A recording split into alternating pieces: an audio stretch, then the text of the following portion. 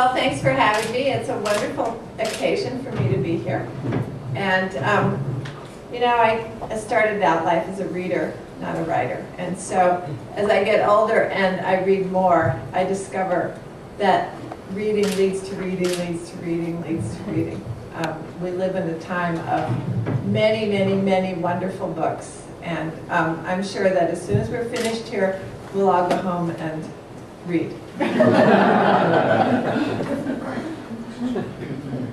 Some years ago when I was reading books for 13 Ways of Looking at the Novel, I noticed that one of the greatest qualities of the novel, and of fiction in general, is how geographic it is. In almost every case, we readers open to the first page and find ourselves located somewhere in the world, and this place, new or old, results in a point of view, a perspective, an attitude, a body of language, a body of knowledge that is rooted in that place, but transcends that place. For the duration of that work of fiction, that place, whether it is London in Oliver Twist, or Tokyo in the Makioka Sisters, or the Ukrainian steppe in Taras Bulba, is the center of the world. Everything there is large and vivid, and everything else in the world is far away and dim. Along with the new geography comes a new consciousness. As readers, we can't help experiencing this. Surely people in Iowa think differently from people in Melbourne or people in Paris.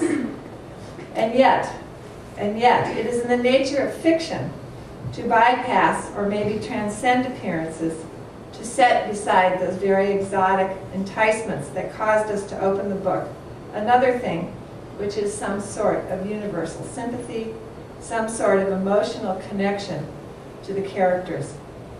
Let me contrast this to movies. I may eagerly watch Humphrey Bogart and Lauren Bacall on the screen and hope that they get what they want, but I never forget that they are Humphrey Bogart and Lauren Bacall, and that they are different from me in every way. But if a Charles Dickens is successful, I do forget that David Copperfield is different from me. In his desire to get away from Mr. Murdstone and the blacking factory, he is me. Only he is me walking down a road east of London that I have never seen. It's a conundrum of the human imagination, how perfectly this works. Sometime in the 1980s, I read Annie John. I was living in Iowa, I had small children, I was teaching, I was too busy to pay attention to my reading program. But as with all books that one loves, I do clearly remember the images that came into my mind as I read the first chapter. An enormous sky, a power of sunlight redoubled by its reflection off to sea, trunks of trees, deep green leaves, lengths of white fence, small girls in crisp dresses. Maybe because I had daughters, I entered equally the consciousness of the girl and the consciousness of the mother. In the most economical way possible, Kincaid communicated the nature of the mother-daughter bond, the fascination and love that the daughter feels that is repeatedly betrayed by the mother's most automatic, natural, and responsible actions. This is what love is. I had never read anything like it. And then she went to a new school. Love expanded and grew more complicated. I remembered that, too, from my own childhood. I had read other stories about girls in school, especially by Colette, but I never recognized those stories as clearly as I recognized this one. The terrible immediacy of the best friend, the drama of every clothing choice, the sense that a spot in the schoolyard is one's very own home. And that bad girl, too, the one in strange clothing who represents to the child not the sort of socioeconomic failure or bad luck that she represents to the parents, but possible choices that could have been made but were not. A dress, a red dress, but also not being perfect, not doing well, being free. Once again, I read Kincaid's novella as a mother and as a daughter, and I was astonished by its frugal profundity. But of course, what Jamaica Kincaid has is not only her story, but her style. which is or seems to be, because every style of construction, utterly direct and reliable, evocative but honest, a true representation of her own thoughts and judgments as possible, a new thing, a picture of a new place portrayed by a new consciousness. Why was I so impressed? Why did this short novel stick so firmly in my mind? Because it spoke to me, but was something I could never have produced myself or even imitated. It was beyond me. The Fadiman Award is sometimes used for resurrection. A wonderful piece of work has disappeared and deserves to be revived. But Annie John has not disappeared. It is recognized, read in schools, respected. But for me, asked to choose a book for this award, how could I overlook it? It was the first work by a member of my generation that struck me as new, important, and revelatory. My generation isn't so young anymore. But when I reread Annie John, when I reread Annie John, I'm struck again. Every word is just right. The place is caught, revealed. The child is bodied forth. The feelings remain startling and true. That Kincaid has returned to and modified her portrait of this place and these people over the years only adds to its brilliance. The second thoughts make the first thoughts more profound and interesting. Hers is a career and a voice worth celebrating, and tonight, this is what we are here to do.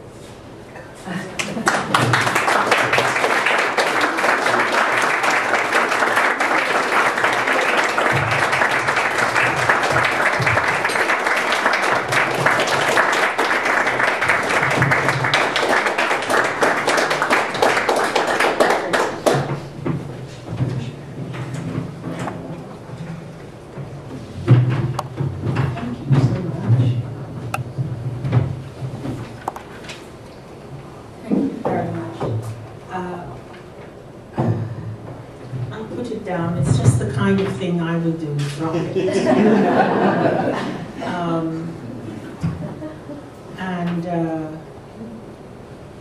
And then it would break, and a whole set of things would occur to me. But I won't drop it. I'll put it down. I don't know what to say. I didn't know what to say. I never know what to say when these things happen, because they're so wonderful that they seem as if they ought to happen to other people. But I have noticed, I said this to Jane, it's really true, I've noticed often that so I'm going to contradict myself, but I've noticed that when something wonderful happens to me, something that I am completely not prepared for, it's truly wonderful. Forgive me, I have actually at 60 years of age braces. Very embarrassing. I have noticed that when something wonderful happens to me, the name Jane Smiley is somewhere around. I have noticed this, and so for me, Jane Smiley is a good thing. It's a wonderful thing. A great honor, and I thank you very much for it. And well,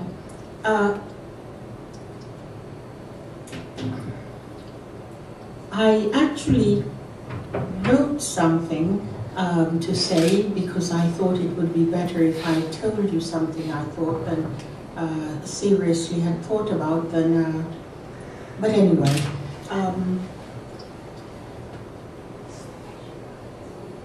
Though I find that saying something, writing as if I'm going to say something, is not as satisfying as writing something that you will read. And so I've written something that I'm going to say, and it doesn't satisfy me as much as if I thought I was going to leave it on your chair and you would read it. So what I wrote is this: As much as a surprise to me that this book is still worthwhile, as much as a surprise to me that this book is still considered worthwhile, it is as surprising to me is what I mean, as that I wrote it in the first place. Because nothing about it was meant to be, not its author, not its author's life as she became a writer. I wrote it, but how? It is in itself, it is in its brief way a story about a mother and a daughter. It is a love story about these two people, between these two people. That they became estranged is inevitable, because that is mostly the way of love. You love and then you are estranged from love. It is also about a political situation, this novel. I did not understand that so explicitly at the time, and that is just as well, for then the subtlety that is the book would have been lost, and it would have been on a different kind, and it would have been a different kind of book, and maybe it should be a different kind of book. I did not understand anything when I wrote it. Less than 20 years or so before I wrote it, I had been cast out of that paradise into which I was born, a paradise where many people today take a vacation. I never quite got over this, and almost every moment I talked about it over and over. I talked about how my mother did this, and that my mother did that. And my childhood was my only topic of conversation. People avoided sitting next to me. People avoided me altogether.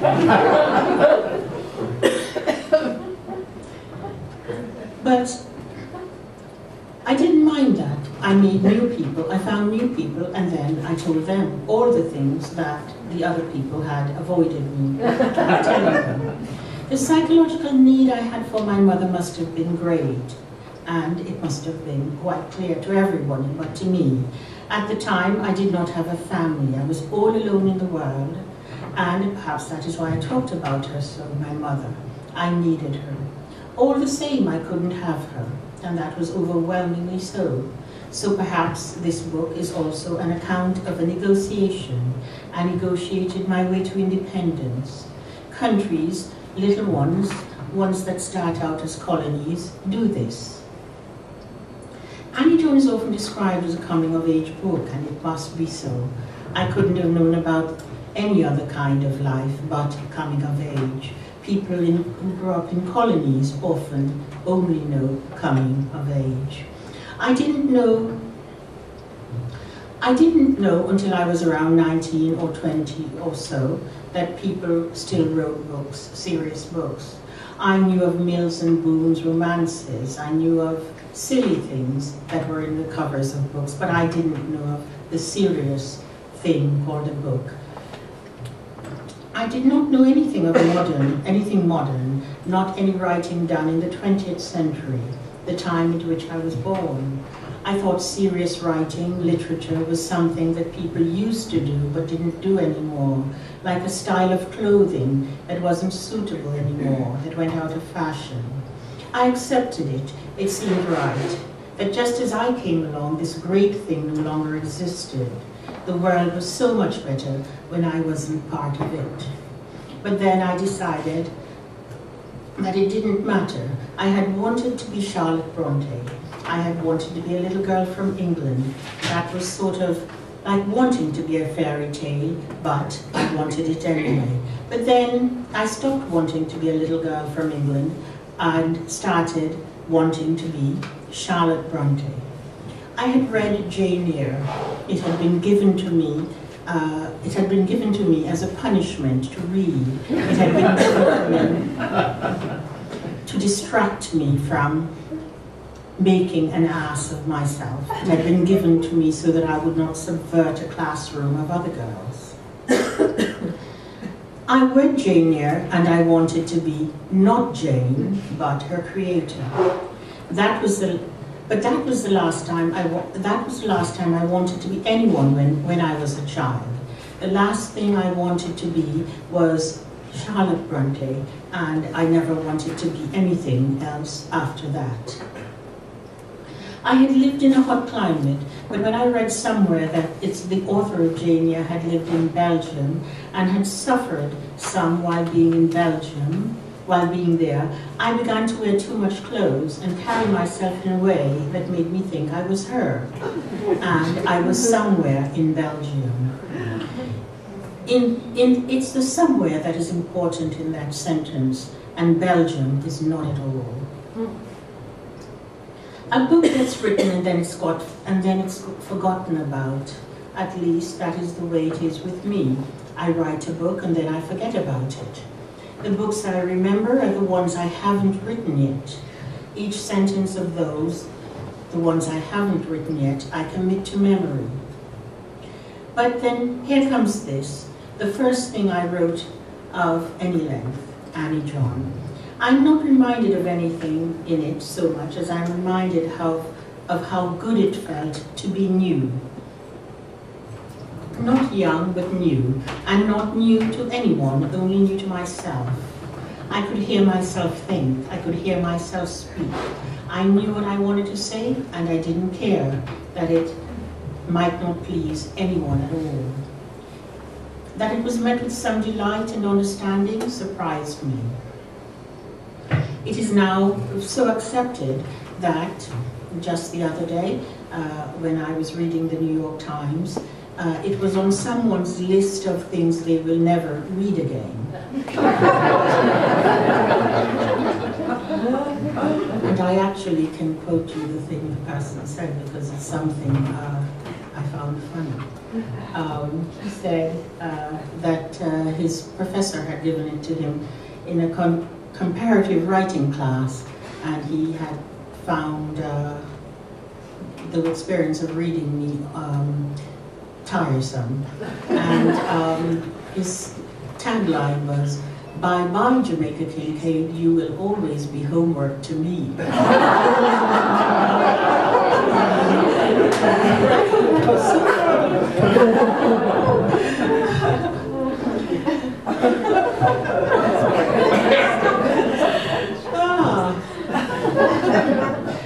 I am very grateful for this award, this medal, named in honor of a great man, white and dead at that, I'm sorry to say, in American literature.